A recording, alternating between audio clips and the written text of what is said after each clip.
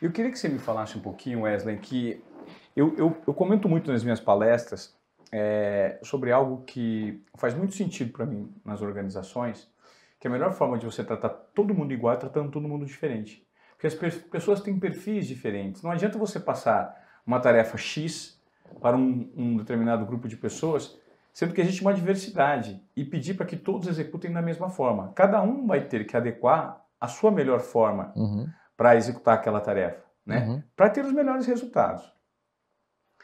E eu também sempre falo que a tomada de risco ela é necessária para que você necessariamente saia da zona de acomodação. Então, a partir do momento que você se propõe ao risco, eventualmente você vai errar. Mas é o erro que vai te direcionar para um outro caminho que pode te dar os resultados que você tanto procura, num processo de evolução, né? Eu queria que você me falasse sobre como funciona a mentalidade humana para tomada de risco e se existem predisposições genéticas para perfis que tomam mais risco em detrimento de outros. Existe uma... É que assim, isso é uma coisa que eu tenho falado muito, Ivan. E aí é uma coisa que já me... Eu recebo umas DM, às vezes assim, o pessoal fica meio bravo que eu falo, mas assim, a genética ela não determina nada, tá? É o ambiente. O que determina é o ambiente. Por exemplo, você não tem um gene para usar droga. Você não tem um gene para nadar. Você não... Aí eu tô dando vários exemplos. Você não tem um gene de jogador de futebol. Você não tem um gene do sei lá o quê. O gene nunca é para aquilo. O gene, por exemplo, você não tem um gene para usar droga, mas você tem um gene que predispõe você a buscar novidade. E a droga, por vezes, pode ser a novidade.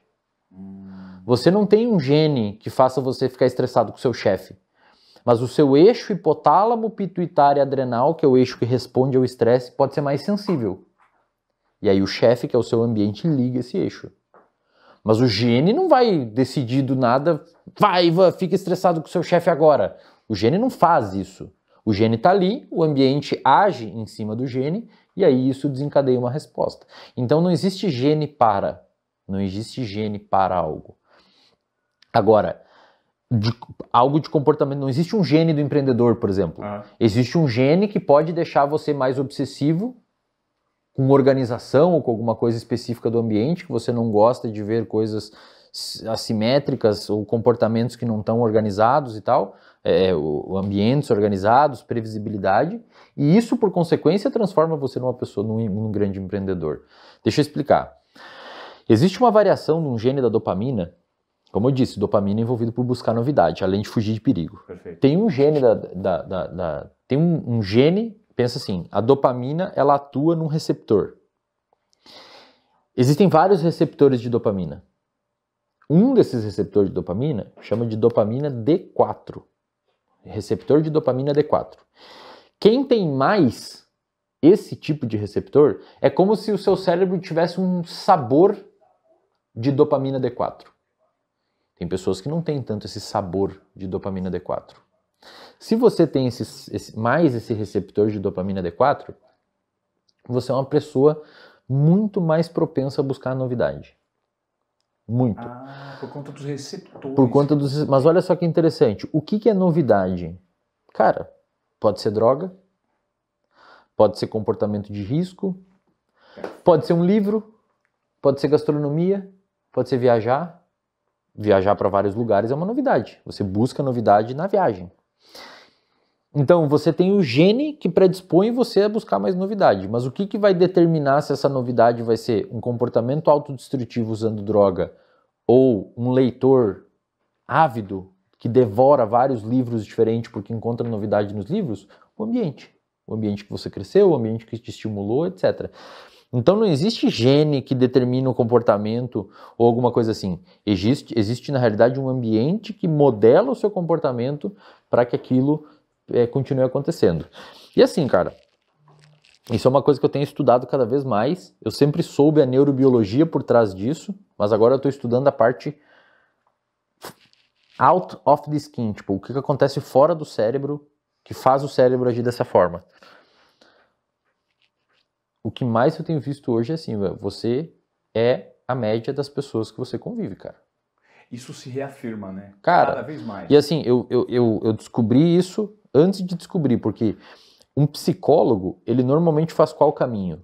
Ele estuda lá na graduação psicologia, por exemplo, psicologia comportamental, psicologia cognitiva comportamental, aprende uma série de autores, uma série de termos, e depois ele vai na neurociência ver como que isso funciona no cérebro. Eu estou fazendo o caminho inverso. Eu aprendi o que funciona no cérebro e agora estou aprendendo outros tipos de aplicabilidade prática de comportamento. E a batata, cara, em qualquer nível que você vai olhar de perto, os estudos miram para essa parte. Você é a média das pessoas que você convive. Não existe. Não tem como não ser. Você pode... Aí você vai falar assim, pô, mas o meu pai era um cara que bebia álcool, que não teve escolaridade e que era agressivo. Então eu vou ser assim também. Não. Se você viver num ambiente que não é assim, você não vai ser assim. Você, por exemplo, talvez você seja um cara mais impulsivo, porque ele bebia álcool. Então talvez você tenha um gene que aumenta a sua impulsividade. Mas não existe um gene que faz você beber álcool. Perfeito. Existe um gene que aumenta a sua impulsividade. Se você é um cara mais impulsivo num ambiente que se usa álcool, pode ser que você direcione a sua impulsividade para o álcool. Perfeito. Mas você pode direcionar a sua impulsividade para outra coisa. Para estudar, físico, trabalhar, para o exercício, para o esporte, para qualquer outra coisa. Então, o gene não é para. O que modela isso é o comportamento. E existem vários níveis de seleção comportamental. Um deles é o ambiente de pessoas que a gente vive em volta. As pessoas que falam com a gente, as pessoas que reforçam ou que punem determinados comportamentos que a gente tem.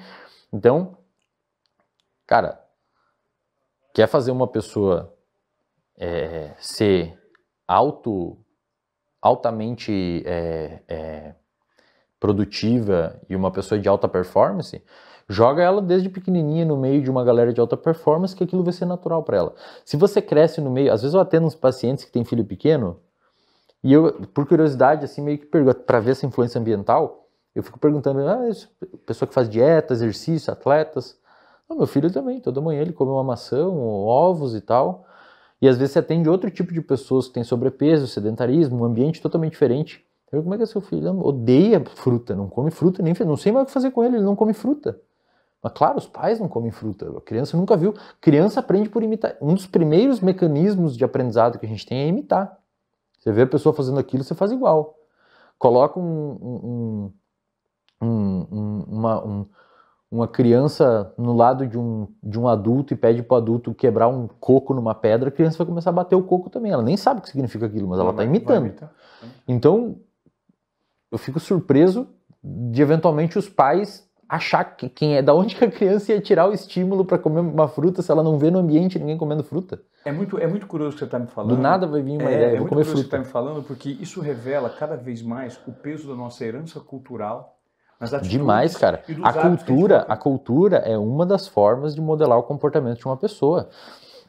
Por exemplo, se você é um cara que nasceu na República Democrática do Congo, que é um lugar onde o estupro é cultural, você tem a tendência de reproduzir esse comportamento.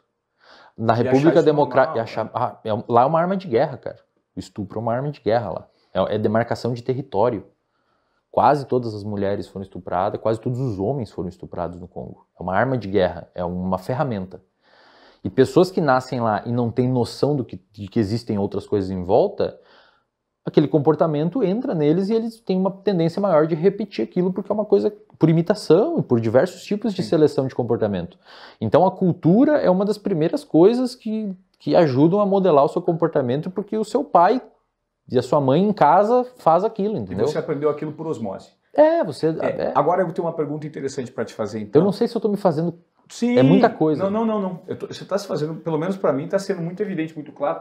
A gente está, ao mesmo tempo que está gravando esse podcast, a gente colocou uma live. Nós temos aqui quantas pessoas com a gente ao vivo agora? Não sei, quase mil pessoas. É impressionante como a audiência do Wesley Delanogari está explodindo, está arrebentando no Instagram, como eles são participativos e como esse assunto... E lá no RD, lá no do RD tá 100 pessoas. 100 pessoas. Dá um alô pro Instagram do RD lá. Fala, pessoal do RD. Logo o Ivan tá lá. Logo. Reservatório de dopamina. Olha, eu tenho mais uma vez o privilégio de estar com esse cara super disruptivo no mercado, que vem com uma abordagem interessante, gerando provocações e novos tipos de conhecimento, né? Para um público específico, ávido por entender como funcionam os mecanismos mentais e de que forma, inclusive, a comunicação se adequa a isso.